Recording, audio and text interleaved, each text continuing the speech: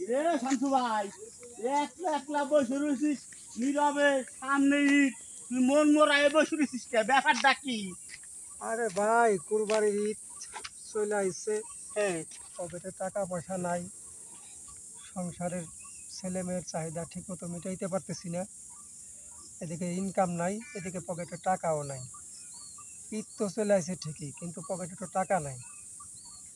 এখন বিষয় হলো, বর্তমান সমাজে দেখা গেছে যারা টাকাওয়ালা মানুষ তাদের তো কোনো টেনশন নেই।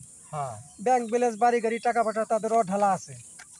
কিন্তু আমাদের মতন মধ্যবিত্ত মানুষ যারা দিনমজুর, চার দোকান, পানের দোকান, রিক্সা চালক, ভ্যান চালক, এই ধরনের কৃষক যারা, এই ধরনের খেটে খাওয়া মানুষ যারা, তাদের তো সমস্যা রে ভাই।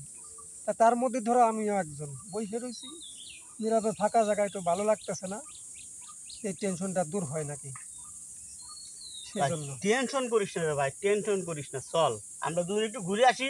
আল্লাহ এক ব্যবস্থা করবেই, তুই চিন্তা করিস না, ওঠ। তুই মন মরায় বসে থাকিস না, আল্লাহ পাক এক ব্যবস্থা করবেই। চল ভাই, ওঠ ওঠ হ্যাঁ, সেটাই তো দেখি ওঠ যে ভাই।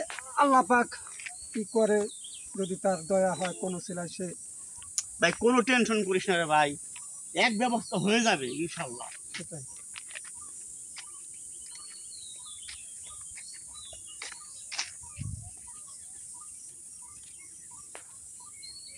কি